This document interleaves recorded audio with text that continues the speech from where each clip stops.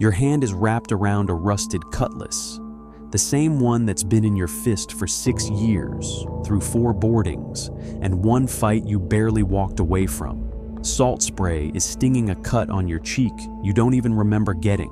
60 feet away, through the fog, a Spanish galleon is loaded with more silver than you'll see in 10 lifetimes, and the men guarding it are about to die for a king who doesn't even know their names. You are not fighting for a king.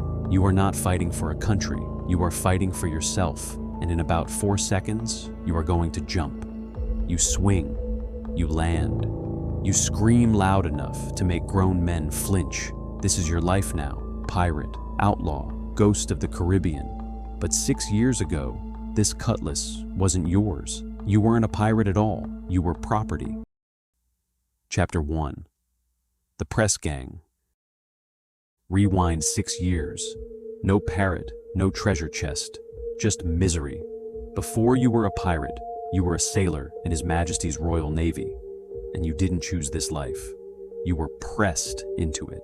A gang of armed men grabbed you out of a dockside tavern, clubbed you half unconscious, and you woke up in chains on a warship 300 miles from home, with no way to send word to anyone that you were still alive. Dinner is a biscuit so hard it could dent a cannonball, and it's usually got company living inside it. Break one wrong step, question one order, and you're strapped to the mast and whipped with a cat o' 9 tails until your back looks like raw meat. Your captain is an aristocrat who's never missed a meal in his life, and to him, you are less valuable than the ship's cargo. Then, one gray morning, a sail on the horizon. Not a merchant ship, a black flag. You don't fight back. You watch.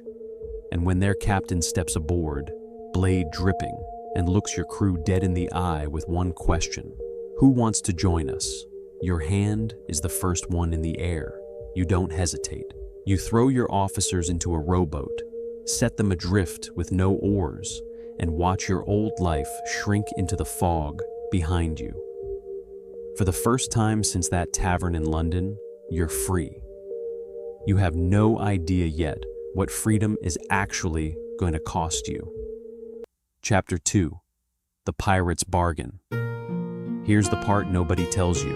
You just joined the most radical workplace in the entire 1700s. Forget the movies. On a Navy ship, the captain's word is law. No questions, no appeal. On your ship, the crew votes the captain in. And if he gets too greedy, too reckless, or loses one battle too many, you and the crew vote him right back out.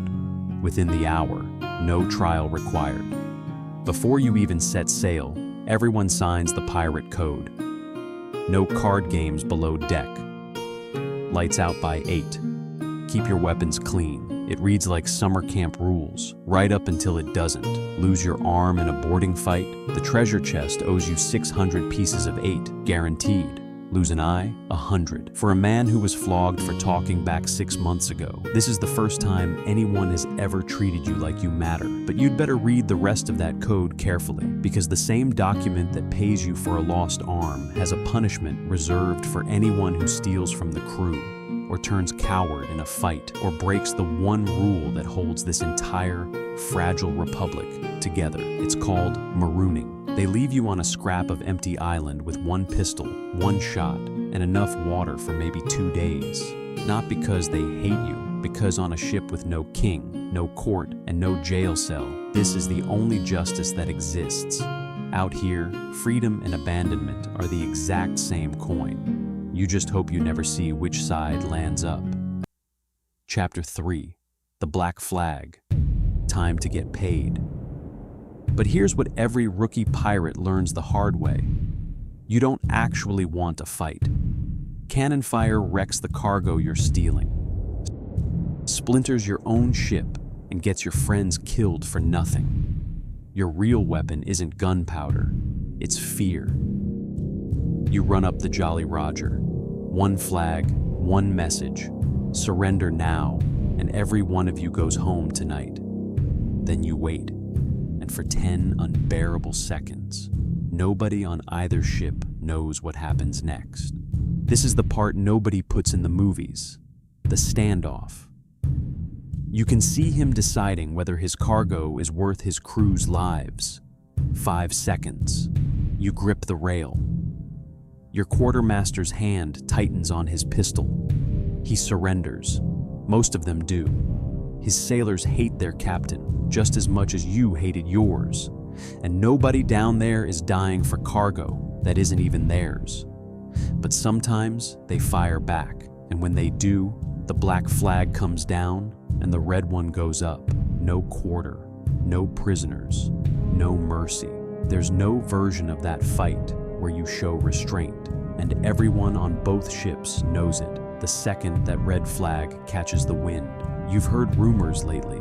In every port you dock at, whispers of a hunter the king has sent after men exactly like you.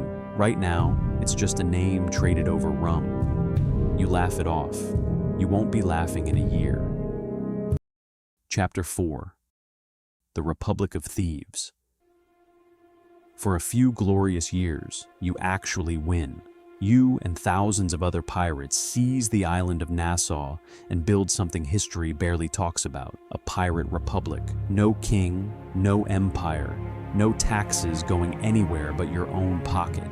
You drink, you gamble, you run the entire sea trade of the Caribbean.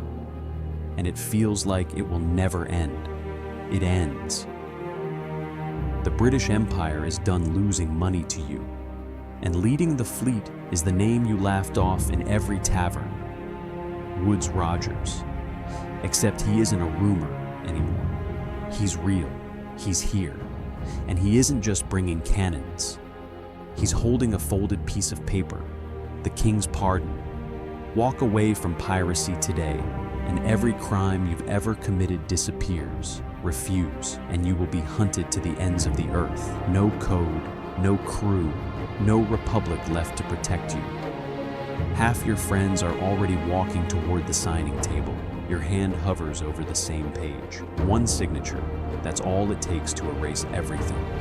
The flogging, the mutiny, the votes, the flag, to just disappear back into an ordinary life. Your hand doesn't move. Chapter 5. The Gibbet. You remember the weevils in your biscuit. You remember the whip on your back.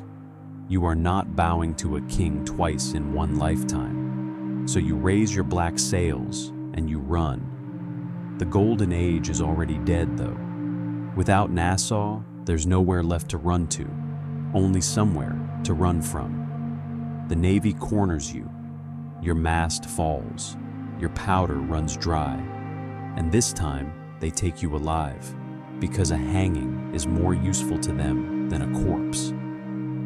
They march you back to London in chains. No final stand, no glory, just execution dock, a rope, and a crowd that came to watch.